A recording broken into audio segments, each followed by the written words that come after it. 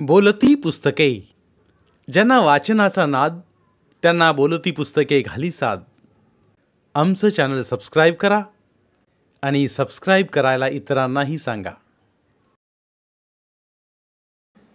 नमस्कार श्रोते मित्र हो, बोलती पुस्तके सादर करीत आहे लेखक अब्दुल शेख लिखित कादंबरी फातेमा, भाग 9. सकाळचे 11 वाजले असतील. पूर्ण अंग ठणकत होतं. डोकं जड पडलं होतं. रडून रडून डोळे सुजले होते. खाण्यापिण्याची शुद्ध नव्हती.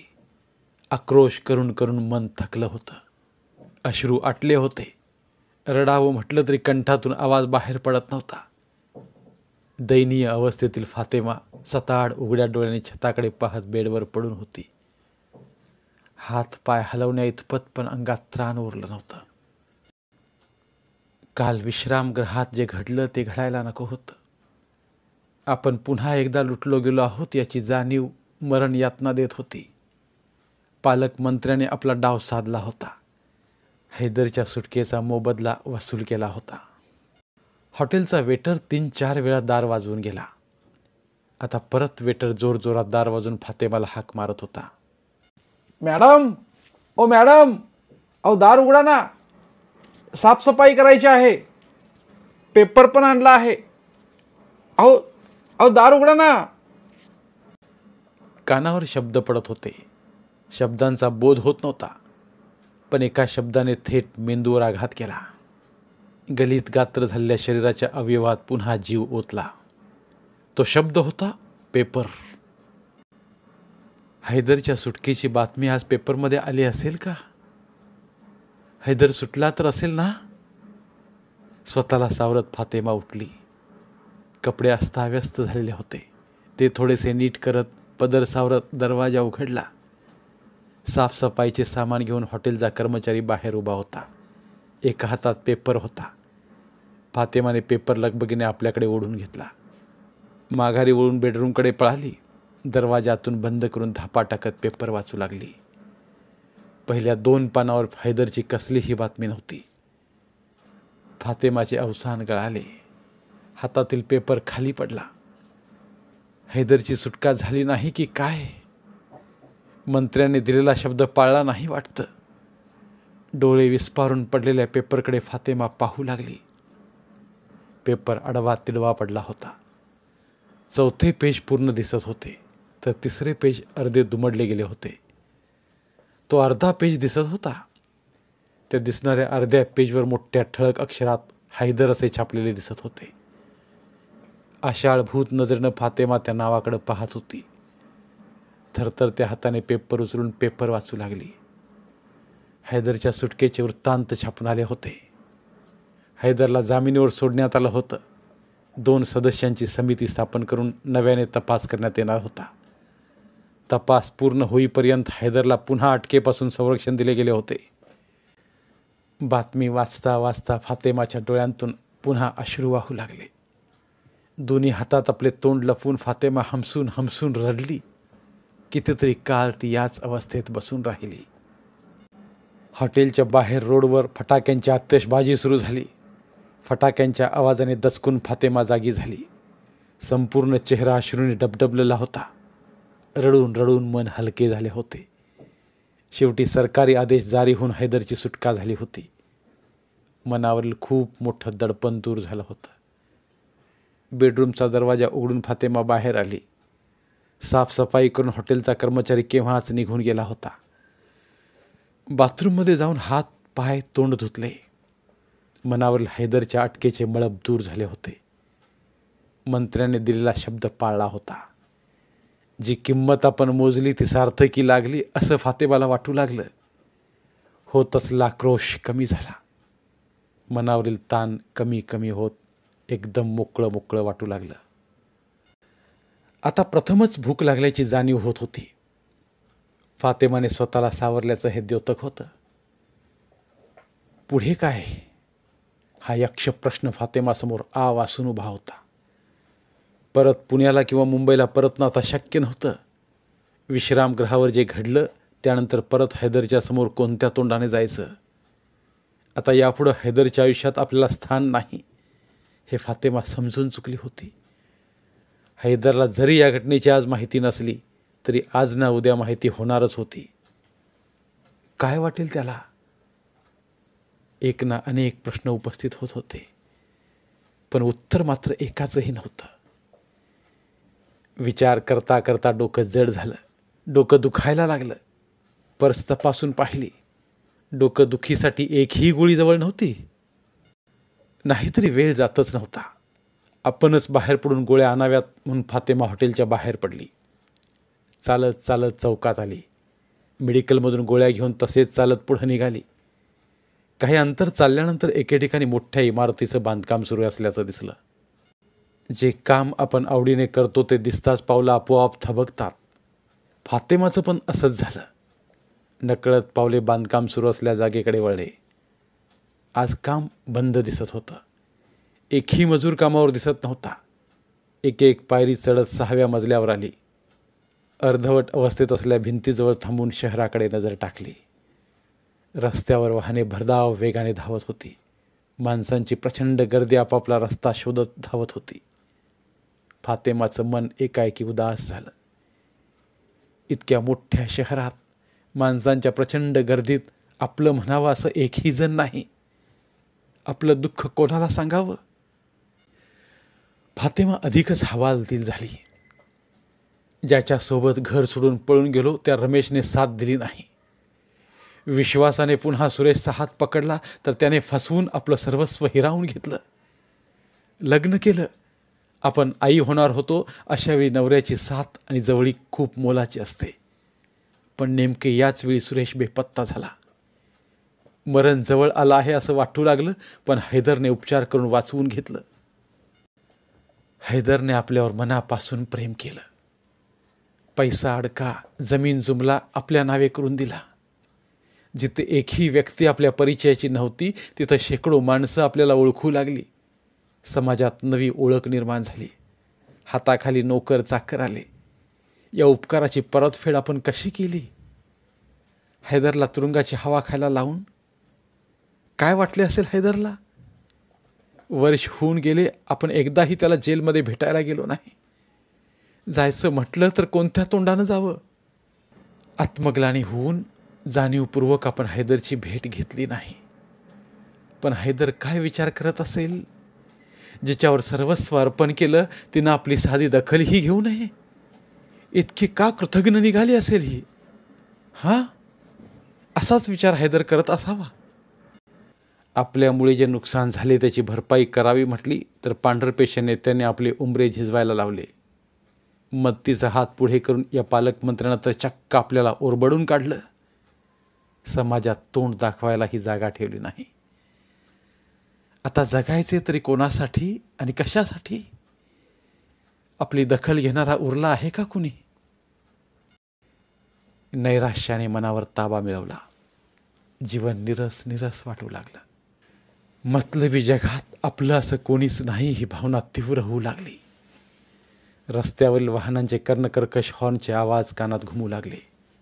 डोळ्यांची बुबळे गोल फिरत आहेत असा भास होऊ लागला. फातेमाची पावलं नकळत मागे पुढे झाली. एका पायाने विटेचा तुकडा लाथाडला गेला. 6व्या मजल्यावरून खाली पडून तुकड्याच्या ठिकऱ्या ठिकऱ्या उडाल्या. फातेमाचे डोळे कसल्या तरी विचाराने कमालीचे चमकू लागले. हो, असंच केलं पाहिजे. स्वतःला झुकून देऊन आपली जीवन यात्रा संपवली पाहिजे. इतक्या उंचावरून खाली पडल्यास आपल्या शरीराचे तुकडे तुकडे होतील. आपल्याला कोणी ओळखू सुद्धा शकणार नाही. बेवारस म्हणून आपलं अंतिम संस्कार उरकून टाकले जातील. हीच शिक्षा आहे आपली. दोन्ही बाजूने भिंत बांधली जात असावी. मध्ये एका ठिकाणी भिंतीचे दोन्ही भाग एकत्र येऊन भिंत पूर्ण करण्यात येणार होती. पण सध्या तरी दोन्ही टोकं सांधले गेले नव्हते. मोकळी जागा शिल्लक राहून गेली होती. हळूहळू फातेमा भिंतीच्या मोकळ्या जागेजवळ सरकू लागली. आपल्या स्तंद्रीत असलेल्या फातेमाचे डोके आधारासाठी आडव्या बांधलेल्या बांबूवर आपटले. वेदनेची लहर पार मस्तकापर्यंत गेली. गपकन डोकं धरून फातेमा खाली बसली. डोक्याला चांगलाच मार बसला. तीव्र वेदना होऊन डोळ्यांतून अश्रू वाहू लागले. थोड्या वेळाने फातेमा शुद्धीवर आली. हे काय करणार होतो आपण? आपल्या मरण्याने सर्व प्रश्न सुटणार आहेत का? ज्याने आपल्याला फसवले, अत्याचार केले, त्यांना असेच मोकळे सोडून आपणच का मरायचं? मरायचेच असेल तर अत्याचार करणाऱ्या मंत्र्यांचा काटा काढून मरू. आपल्या असहायतेचा फायदा उठवणाऱ्या मंत्र्याला शिक्षा मिळायलाच हवी. बळी घेणारा मोकाट फिरणार आणि आपण मात्र बळी जाणारे फुकट मरणार. हे बरोबर नाही. बदला घ्यायला हवा. असे सहजासहजी माघार का घ्यावी? विचार पक्का करून संत गतीने एक एक पायरी खाली उतरत फातेमा रस्त्यावर आली.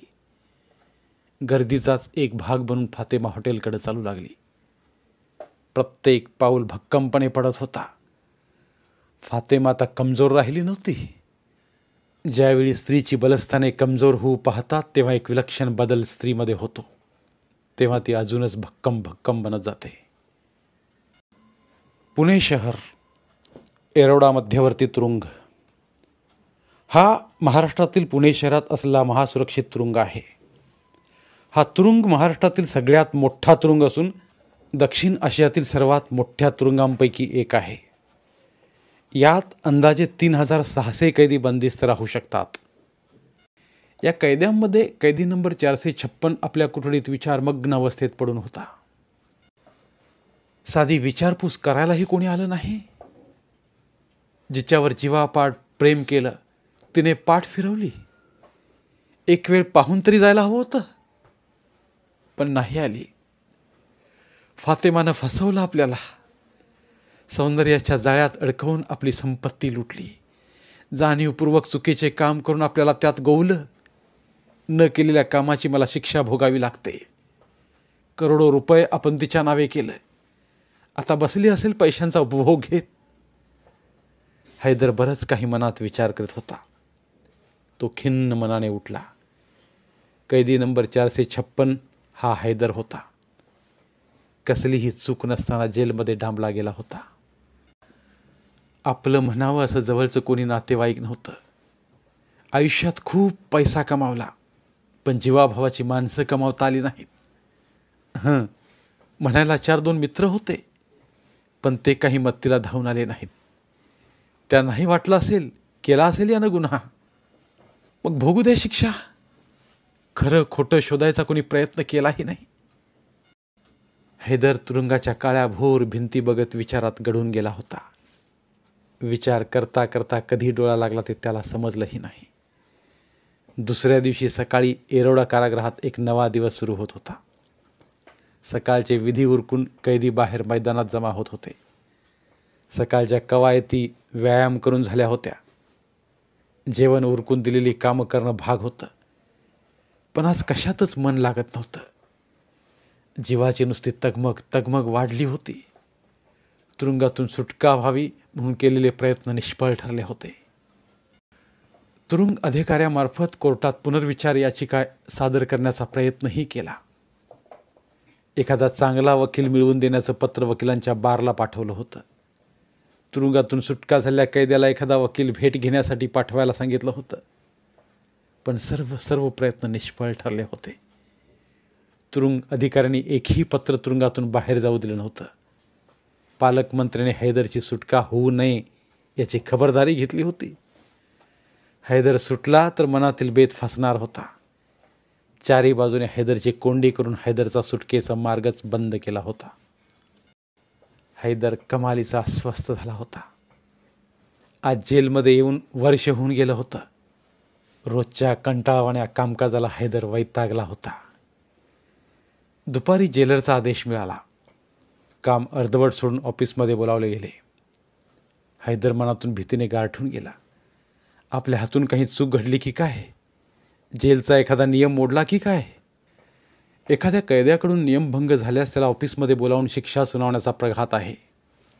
भीत हैदर जेलर साहेबांच्या ऑफिसमध्ये गेला. काहीसे गोंधळलेले भाव जेलर साहेबांच्या चेहऱ्यावर दिसत होते.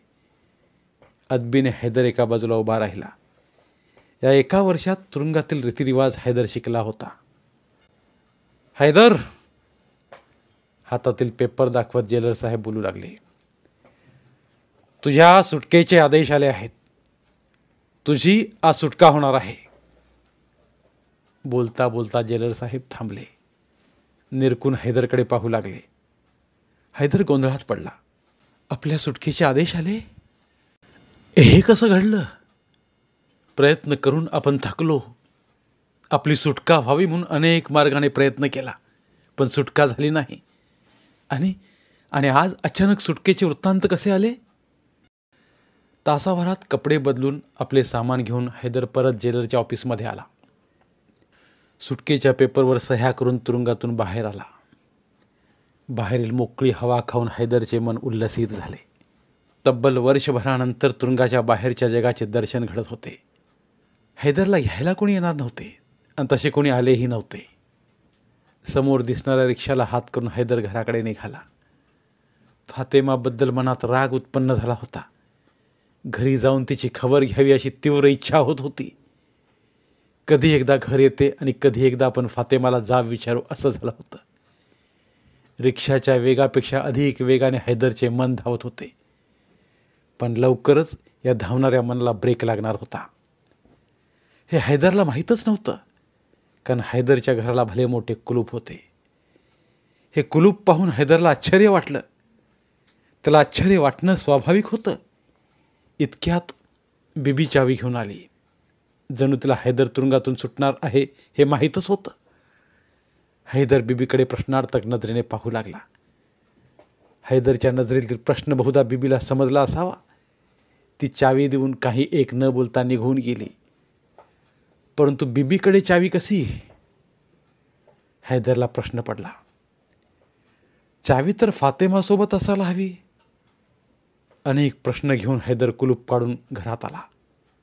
घर नीटनेटकं टापटीप होतं, पण घरात कोणाचा वावर नाही हे लगेच जाणवलं.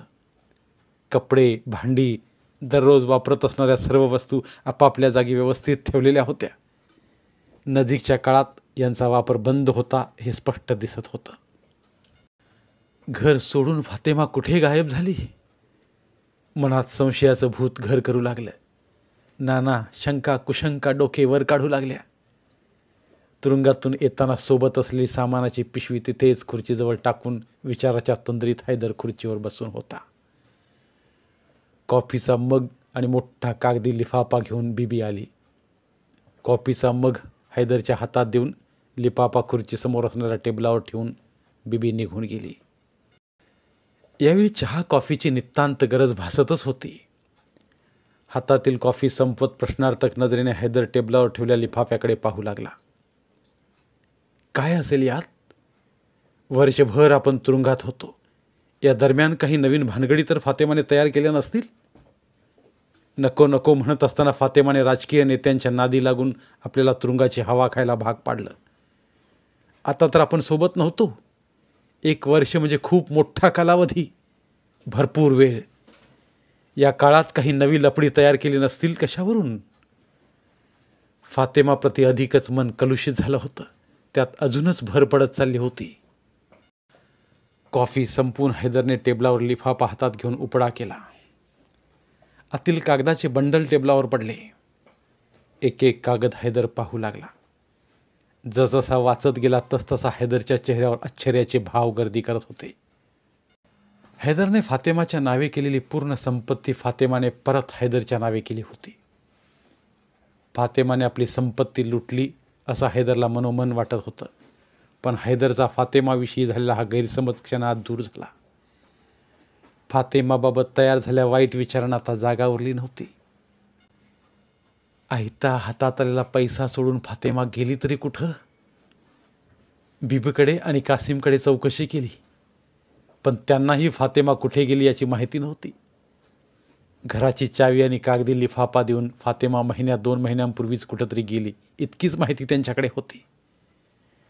आठवडाभर शोधूनही फातेमाचा शोध लागला नाही.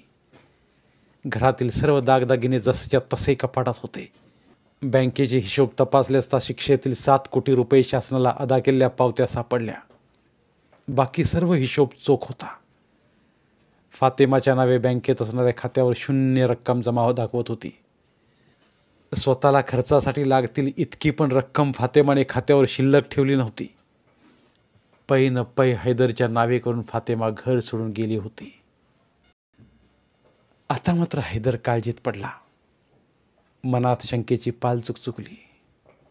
जे दागिने आपण हौसेने फातेमाला खरेदी करून दिले होते ते दागिने कपाटात होते. सर्व संपत्ती आपल्या नावे करून, सर्व पैसा आपल्या नावे असल्या खात्यावर जमा करून ही फातेमा गेली कुठं?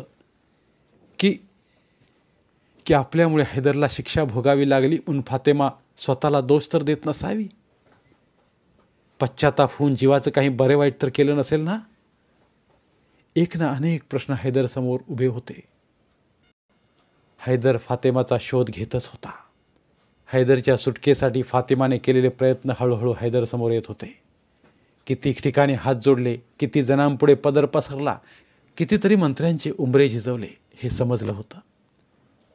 फातेमा पुण्यातून मुंबई आणि दिल्लीलाही गेलेली माहिती मिळाली होती. पुढे तिचे काय झाले याची माहिती मिळत नव्हती. किंबहुना ही माहिती कोणी हैदरला देत नव्हता. हैदरने नव्याने आपल्या कामावर लक्ष केंद्रित केले. बाजारात घसरली पद प्रतिष्ठा हळूहळू परत मिळू लागली. सर्व काही नव्याने प्राप्त होत होते. पण मनाला एक रुखरुख लागून राहिली होती. फातेमाचा शोध लागत नव्हता. इकडे नागपूर शहरात वेगळंच नाट्य घडत होतं. विश्रामगृहात घडलेल्या घटनेला महिना उलटला होता. या 1 महिन्यात मंत्र्यासोबत एकदाही भेट झाली नाही. एके सकाळी पालकमंत्र्यांचा PA फातेमाच्या हॉटेलवर आला. सोबत एक छोटी सुटकेस होती. सुटकेसमधील काही पेपर आणि 1000 रुपयांच्या नोटांची 4 बंडलं टेबलावर ठेवून एक चकारही शब्दही न बोलता निघून गेला. PAचं हे वर्तन अजब होतं. फातेमाला थोडं आश्चर्य वाटलं. फातेमाने पेपर हातात घेऊन वाचायला सुरुवात केली. पालकमंत्र्यांनी शहरातील एक मोक्याची जागा खरेदी केली होती. त्यावर मोठा मॉल बांधण्याचा निर्णय घेतला होता आणि हे बांधकाम फातेमाने आपल्या कंपनीमार्फत करायचं होतं. एक उसासा टाकत मानेला हलका झटका देत फातेमाने पेपर परत टेबलावर ठेवून दिले. पैसे उचलून पर्समध्ये ठेवले. ज्या शरीराला भोगण्यासाठी पालकमंत्र्याने मोठा डाव खेळला होता, आता त्याच शरीराचा हत्यारासारखा वापर करायचा. ज्या रूपावर मंत्री भाळले त्याच रूपाच्या जाळ्यात आता मंत्र्यांना अडकवायचे. विचारपूर्वक निर्णय घेत असताना फातेमाच्या ओठावर कुटील हास्य पसरत गेलं. फातेमा रिक्षा करून ज्या ठिकाणी मॉल बांधायचा होता ती जागा पाहायला गेली. संपूर्ण परिसर पाहून घेतला. 4 दिशेचा अंदाज बांधला. बांधकामाचा एक कच्चा आराखडा मनात तयार केला. शहरातील नामांकित इंजिनियर निवडले. 4-5 प्लॅन तयार करून घेतले. पालकमंत्र्यांना दाखवण्यासाठी वेळ मागितला, पण वेळ न देता जसे फातेमाला योग्य वाटेल तसे बांधकाम करायला परवानगी दिली. घडलेली घटना पाहता पालकमंत्री इतक्या लवकर फातेमाच्या समोर येण्याचे टाळत होता की जरा जास्तच फातेमावर मेहरबान झाल्यासारखे वागत होते हे त्या मंत्र्यांना माहीत. स्वतः पालकमंत्र्यांचा मॉल बांधायचा असल्याने शासकीय परवाने कोणतेही विघ्न आड न येता सहज मिळत गेले. फातेमाने परवाने काढताना जाणीवपूर्वक अधिकाऱ्यांची ओळख करून घेतली. यापुढे या अधिकाऱ्यांमार्फत बरीच कामे करून घ्यायची होती. बघता बघता बांधकाम पूर्णत्वास येऊ लागले. 2 मजली बांधकाम करत असताना अजून 1 मजला चढवून भाडेतत्वावर दिला. फर्निचरचे काम संपून रंगरंगोटी करण्यात आली. इमारत देखणी दिसू लागली. एकदम हटके डिझाईन तयार करून मगच इमारतीला मूर्त स्वरूप देण्यात आलं होतं. चांगला मुहूर्त पाहून मॉलचा उद्घाटन सोहळा आयोजित केला. शहरातील नामांकित व्यक्तींना आमंत्रणे दिली गेली. राजकीय नेत्यांना आमंत्रणे धरण्यात आली. खूप मोठ्या प्रमाणात उद्घाटन सोहळा साजरा करण्यात आला. इमारतीचे देखणे पण पाहून अनेक नवीन इमारतींचे बांधकाम करण्याची कामे फातेमाकडे येऊ लागली. आलेले प्रत्येक काम फातेमा स्वीकारित होती. आता नियोजित दौऱ्यावर आल्यावर पालकमंत्री हमखास फातेमाची भेट घेऊन जात होते. प्रत्यक्ष तोंडावर कोणी बोलत नसलं तरी शहरात फातेमा आणि पालकमंत्र्यांच्या संबंधाविषयी उलटसुलट चर्चा होत होती. काही अफवा पसरवल्या जात होत्या. नाही म्हणायला एखाद्या वेळेस कानावर काही गोष्टी पडत होत्या. पण आता फातेमा याकडे फारसे लक्ष देत नव्हती. फातेमा आता बाईजी या नावाने शहरात ओळखली जात होती. बाईजीचा दबदबा निर्माण झाला. छोटे मोठे काम घेऊन लोक बाईजीकडे येऊ लागली. बाईजी सर्वांना मदत करत होती. मोठमोठ्या इमारती उभ्या करत होती. हाऊसिंग सोसायट्या तयार करून देत होती. मोठमोठ्या अपार्टमेंटची कामे कमी वेळेत आणि कमी पैशात करून देत होती. हाताखाली शेकडो कर्मचारी झुलत होते. हजारो मजुरांना रोजगार उपलब्ध करून दिले जात होते. पण फातेमाला अजूनही स्वतःचे घर नव्हते. हॉटेलवरच मुक्काम होता. हॉटेलचे रूम फातेमाचे घर आणि ऑफिस बनले होते. फातेमाकडे स्वतःचे घर खरेदी करण्यात नक्की पैसे जमा झाले होते. पण आपण स्वतःहून घर घ्यायचे नाही असे मनोमन फातेमाने ठरवले होते.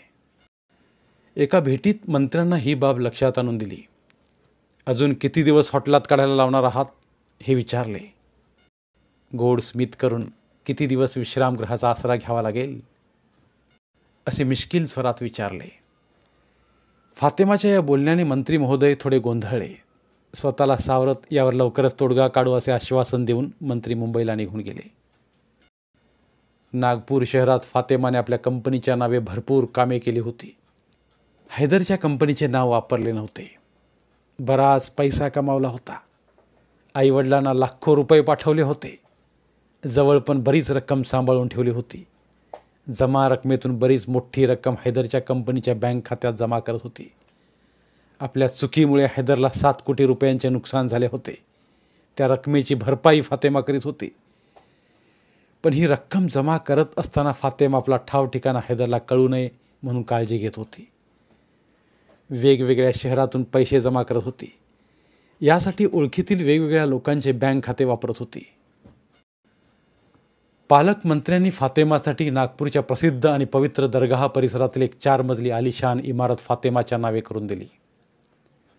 महसूल विभागात काम करणाऱ्या एका साहेबांच्या हस्ते पेपर फातेमाला मिळाले होते. हॉटेलचे बिल चुकते करून रिक्षाने आपल्या नावे केलेल्या मोठ्या इमारतीकडे फातेमा आली. इमारतीकडे पाहिले असता एक आश्चर्याचा धक्काच बसला. इमारतीचे नाव फातेमा मंजिल असं होतं. हा निव्वळ योगायोग होता की फातेमाच्या नावे इमारत झाल्यास इमारतीचे नाव फातेमा मंजिल ठेवले होते हे कळायला काही मार्ग नव्हता आणि तशी माहिती करून घेण्याची ही गरज पण नव्हती. पेपरासोबत एक चावी पण मिळाली होती. चावीला एक रूम नंबर लिहिलेला बिल्ला होता. त्यावर 407 असा क्रमांक होता. 4थ्या मजल्यावर 7 नंबरच्या ब्लॉकची ती चावी होती. एक एक पायरी चढत आजूबाजूचे निरीक्षण करत फातेमा आपल्या रूमजवळ आली. कुलूप उघडून आत आली. खूप चांगल्या पद्धतीने सजवलेले घर होते. सोबत आणलेले सामान खाली ठेवून फातेमा समोरच्या सोफ्यावर बसली. पदराने घाम पुसला. जेमतेम 5-10 मिनिटे गेली असतील. 2 स्त्रिया आपसात बोलत फातेमाच्या समोर येऊन थांबल्या. या दोघीही घरोघरी जाऊन घरकाम करणाऱ्या मोलकरीण होत्या. फातेमाकडे घरकामासाठी दोघी आल्या होत्या. फातेमाने दोघींनाही कायमचे वास्तव्य करून काम करण्यास परवानगी दिली. दिवसांमागून दिवस जात होते. संपूर्ण परिसरातील लोक फातेमाला उर्फ बाईजीला ओळखू लागले. लोकांच्या अडीअडचणीला फातेमा सदैव तत्पर असायची. दिवसेंदिवस बाईजीची लोकप्रियता वाढत चालली. फातेमा पूर्ण बदलली होती. शहरातील जागा खरेदी करायची. जादा नफा कमावून परत विकायची. नवे प्रकल्प पूर्णत्वास न्यायचे. पालकमंत्र्यांचा वरदहस्त डोक्यावर होताच. अनेक लपडी असलेल्या जागा हस्तगत करून ताबा मिळवायचा. वक्फ बोर्डाची असो, मंदिराची असो, शासनाची राखीव जागा असो, फातेमा आणि पालकमंत्र्यांच्या नजरेतून अशा जमिनी सुटत नव्हत्या. महसूल विभागात कार्यरत असणाऱ्या समरसाहेबांना हाताशी धरून अनेक जमिनी हस्तगत केल्या. 2 नंबरच्या कामात लिप्त असणाऱ्या पालकमंत्र्यांच्या विरोधात अनेक तक्रारी येत होत्या. याचा परिणाम म्हणून मुख्यमंत्र्यांनी एके दिवशी पालकमंत्र्यांच्या हातून त्यांचे पद काढून घेतले. सत्ता गेली तरी पुन्हा मिळेल अशी आशा मंत्र्यांना होतीच. सत्ता येत राहते, जात असते. त्यामुळे निर्ढावलेले पालकमंत्री पुढील खेळी खेळण्यास सज्ज होते. पालकमंत्र्यासोबत फातेमाचे नाव जोडले गेले होते. त्यामुळे आज ना उद्या आपल्यावर पण काहीतरी कार्यवाही होईल अशी शंका फातेमाला सतत येत होती. तरी पण फातेमा मंत्र्यांच्या नावाचा उपयोग करून घेत होती. पालकमंत्र्यांचे पद जाण्याने फातेमाला फारसा फरक पडला नाही. फातेमा मंजिलच्या भाडेकरूकडून येणारे मोठ्या रकमेचे भाडे हे उत्पन्नाचे एक साधन होतेच, शिवाय बरेच प्रकल्प हाती होते. त्यामुळे जास्त चिंता न करता पुढे सरकारने आपल्या विरोधात काही पाऊल उचललेच तर काय करायचे याचा विचार फातेमा करत होती. स्वतःला वाचवून मंत्र्यांना अडकवण्यासाठी एक एक कागद जमा करत होती. पालकमंत्र्यांनी आपले वजन वापरून समर साहेबांना बढती देऊन परभणी येथे बदली करून घेतली होती. ते का हे अद्याप कोणाला माहीत नव्हते. अशी बदली करण्यामागे पालकमंत्र्यांचा कोणता हेतू होता हे त्यांनाच माहीत. धन्यवाद. उर्वरित कादंबरी पुढील भागात. मराठीतील प्रतिभावंत लेखकांचं साहित्य, कथा, कादंबऱ्या ऐकण्यासाठी आमचं बोलती पुस्तके हे चॅनल सबस्क्राईब करा आणि मराठी साहित्याचा प्रसार करण्यासाठी प्रत्येक मराठी माणसाला सबस्क्राईब करण्यासाठी आवाहन करा आणि बोलती पुस्तके या साहित्य चळवळीत सहभागी व्हा. आपले पुन्हा एकदा धन्यवाद.